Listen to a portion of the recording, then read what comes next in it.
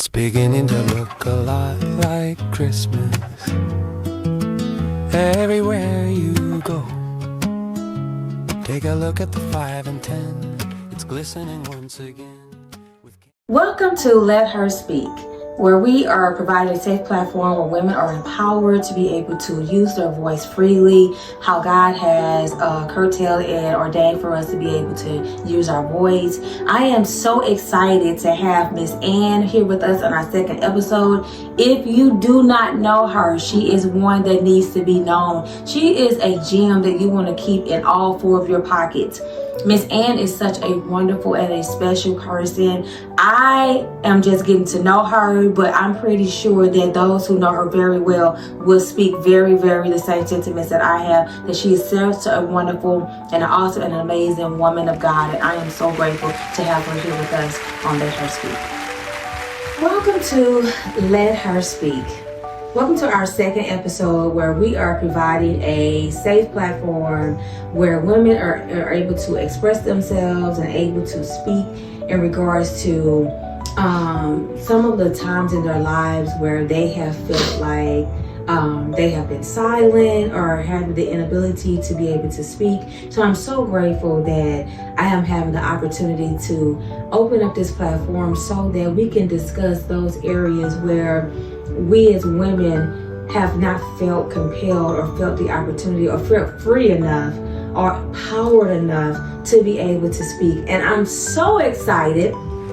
I'm so excited to have on our second episode Miss Ann. Oh my goodness gracious, I am so excited. If you all know how much I just love and adore her, I'm just glad that God has allowed our spirits to even connect.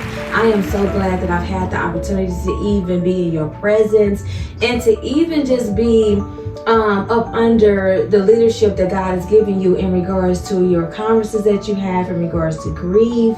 I love how God is maneuvering that in your life, Miss Ann. I know I'm like on the outside, like I'm way over there, but I'm watching. I want you to know that I'm watching, and I'm grateful to God how you have so graciously handled everything that life has thrown at you over the last couple of years. And so I'm glad that I get a chance to experience or have this opportunity to spend time with you in our Christmas episode of Let Her Speak. So for you being here, I am so grateful to God that God has allowed and afforded me the opportunity to be in your presence. Thank and you so much. I want to be the first, I don't know if I am or not, to give you a token or a gift as we celebrate the Christmas or celebrate the birth of Jesus or whatever it is that people celebrate during this time, whether it's Hanukkah, whether you celebrate it, you don't celebrate it at all. But I'm just so grateful to have you here. So welcome, Miss Ann. How are Thank you. I appreciate you. I'm grateful to be here. I really am. I am happy to be in your space. Mm-hmm. I'm happy to share whatever part of our journey that we are in the same time, space, place. It's an opportunity. I love you. And thank you for coming to the couch, girl. Thank you for coming to the couch where we are taking this opportunity to take up, like you said, this space in regards to having the conversation. Because I am one that feel and believe that God did not, this is just my belief, I could be wrong in some other people's eyes, but God did not create us to sit in the back. He did not create us for us not to be able to have a voice. I believe that God has given us a voice so that we may be able to use it. And prayerfully that we use it the way that He wants us to use it. And so I'm so grateful that I get this opportunity to just even have a conversation with you in regards to maybe moments in time in your life where you felt like, I don't have nothing to say. Like, or if I did, I don't feel safe enough to be able to say it. So I'm just gonna be quiet. So I want to kind of talk about that a little bit in regards to if you've ever had a moment in time or in your life where you have been silent. What kept you silent, Miss Ann? There were a lot of moments in my life that kept me silent. Probably the first that I can remember was probably around preteen. Mm-hmm. trying to learn who I was or was becoming, and compared to what I saw, and probably knowing that I wasn't like others, but at the same time not wanting to maybe be embarrassed because I was different. So yeah, that's. You brought up a good point. Going back to our preteens, that's a difficult time for whether you male or female, but that's a difficult time for everyone. And that is when you are like on a discovery, I would like to call it, when you're trying to discover who you are. Yes. And your environment does play a pivotal role, Miss Ann, in regards to where you are. Because I'm going to tell you something I think about all the time, and I'm going to say this out loud, and a lot of people are going to be upset with me. But when we were in middle school, right, my grandmother said, you have a choice. Do you want to go to East Side or do you want to go to Lincoln?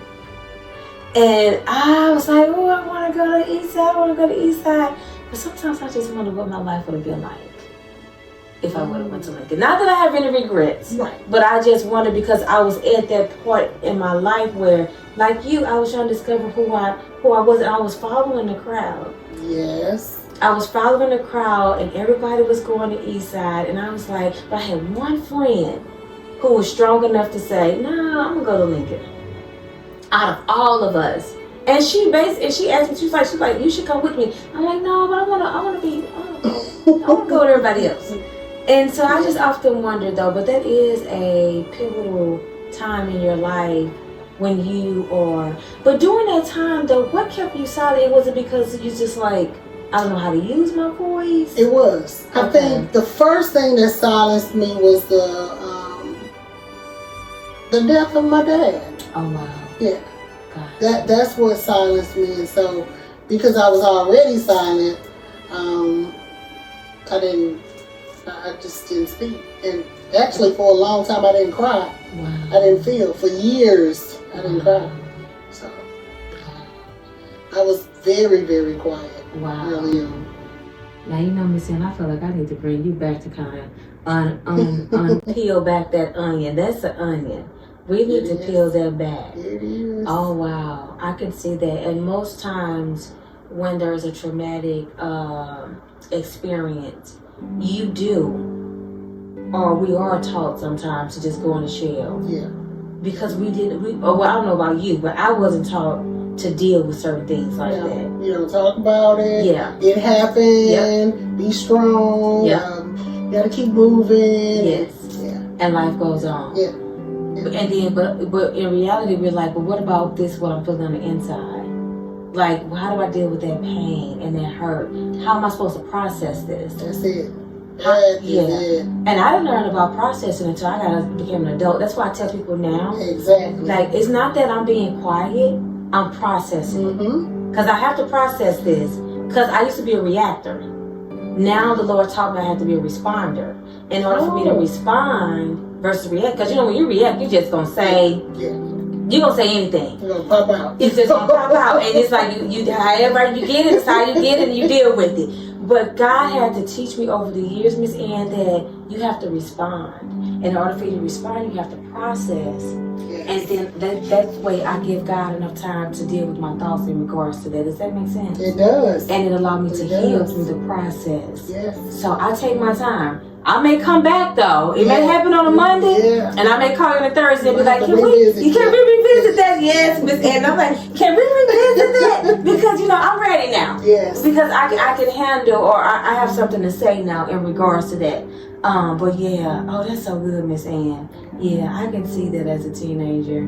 You taking me back to my teenage days now. What has been your biggest fear about not being heard? What has been my biggest fear?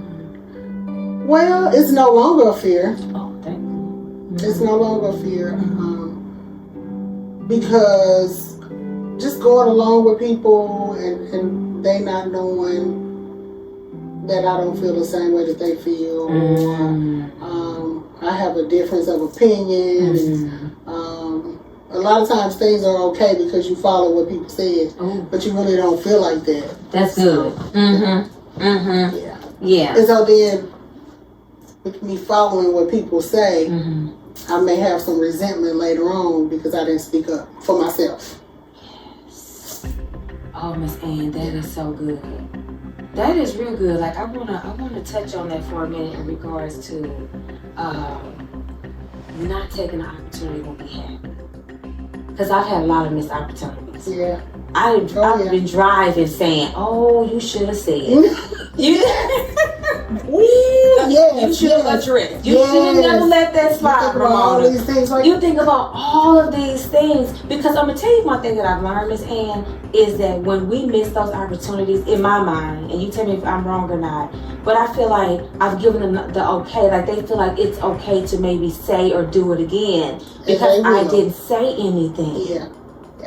Because I'm learning at this age that advocating for myself is top tier. Yes. It is. It is very important. Yes. Because who's going to do it for us? Yeah. And I'm like, if I don't speak up for myself, if I don't say anything, then who's going to do that for me? So I have to advocate, especially as a nurse, when they tell you, you're the advocate for your patient. Then I have to tell myself, I'm also advocate for myself. Yeah. No matter what setting I'm in, on the job, in my personal life, in my family, in church, like, I have to be able to advocate for myself. And so, those missed opportunities. They are. Those missed opportunities. We have to make sure that we don't miss those opportunities, Miss Ann. I love that. My last question. If you could share with all of the listeners who's going to take the time to listen to this, and because it's a lot of things that I know that I don't know about you. If you could share with us one hidden gem, one unspoken gem about you, what would you share? Like if you could just scream it to the rooftop that this is me, what would you share with us? A hidden gem. Oh wow.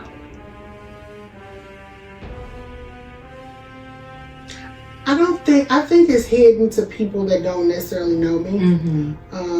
But the ones that have grown to know me, I don't judge. When I ask questions, it's to listen.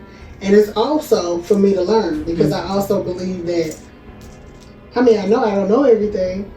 When something happens, I have a habit of asking my friends questions. Like, why do you say that? Why do you think that? You know? And that's for me to grow. That is for me to grow. I think everything starts with a conversation and we don't communicate enough. We don't, tones.